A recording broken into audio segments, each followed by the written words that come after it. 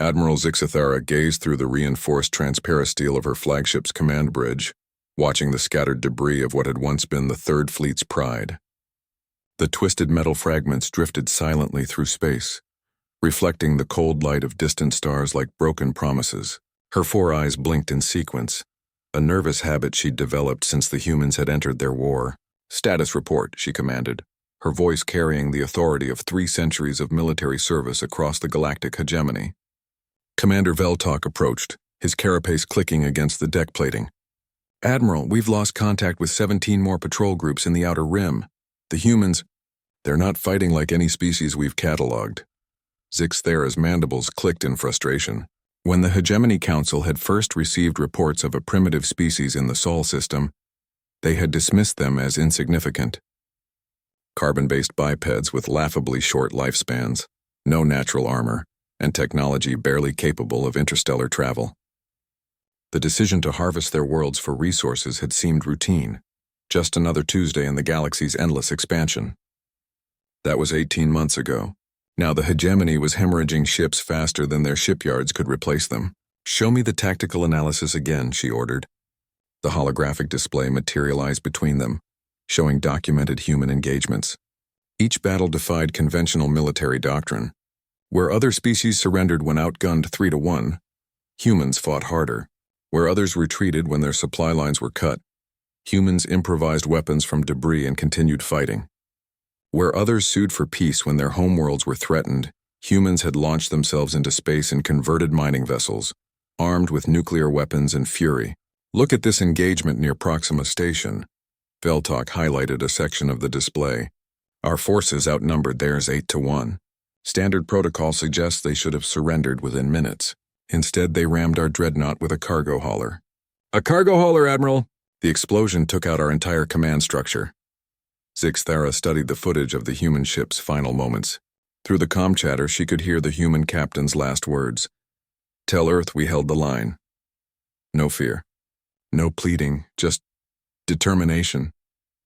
"And here," Veltok continued, his voice growing more agitated, "the Kepler incident. We had completely surrounded their colony transport. Our boarding parties were prepared for the standard evacuation procedures. Instead, the humans had jury-rigged their life support systems into weapons. They filled the corridors with superheated atmosphere and fought us in environment suits with improvised blade weapons. The Admiral's attention was drawn to another file marked with highest priority. "What about the intercepted human communications? Have our xenolinguists made progress?" That's perhaps the most disturbing aspect, Admiral." Veltok's chromatophores flickered with unease. "The humans aren't just fighting a military campaign. They've restructured their entire civilization around this conflict. Their entertainment, their education, even their mating rituals now center around warfare concepts. They're not just defending their territory, they're evolving into something specifically designed to fight us." The hologram shifted to show intercepted human broadcasts. Children as young as 5 were being taught basic military tactics alongside their mathematics. Their fictional entertainment had transformed overnight from diverse themes to singular focus.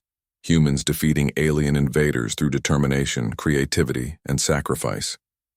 Even their music had changed, becoming rhythmic chants that seemed designed to maintain morale during extended combat.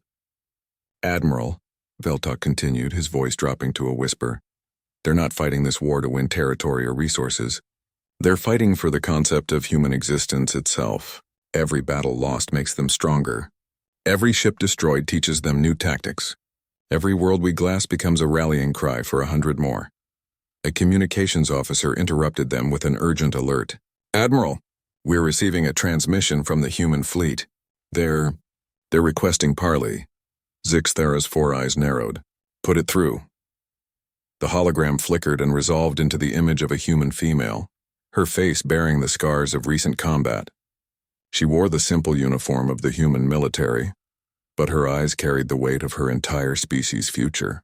"I am Admiral Sarah Chen of the United Earth Defense Force," the human said, her voice steady despite the static.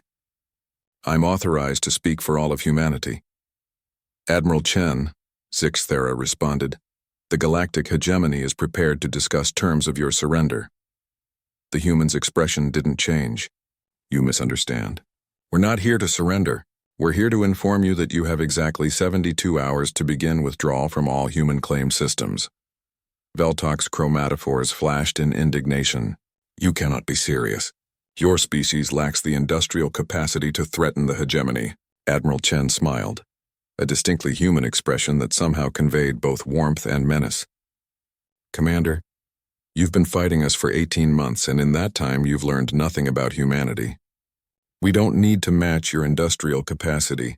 We just need to make this war more expensive than you're willing to pay. She gestured off-screen, and the transmission expanded to show what lay behind her. Zixthara's blood chilled as she recognized the distinctive architecture. A hegemony shipyard, clearly operational, but now flying human banners. The Kepler facility, Chen continued, is now producing human vessels using hegemony technology. We've also established similar operations in 6 other captured systems, but more importantly, we've been studying you. Your species lives for millennia. You think in terms of centuries. Every battle is just a minor setback in your grand strategic vision. Chen leaned forward, her scarred face filling the screen. But humans think differently. We live fast, we adapt faster, and we're very, very good at learning from our mistakes. In 18 months, we've gone from primitive spaceflight to reverse engineering your technology. We've decrypted your communications, infiltrated your supply lines, and turned your own logistics network against you. The transmission ended abruptly, leaving the bridge in stunned silence. Admiral Zixthara stared at the empty hologram projector, finally understanding what they had awakened. The humans weren't just another species to be conquered. They were something the galaxy had never seen before. A species that turned conflict itself into evolutionary pressure, that transformed every defeat into adaptation, every loss into learning.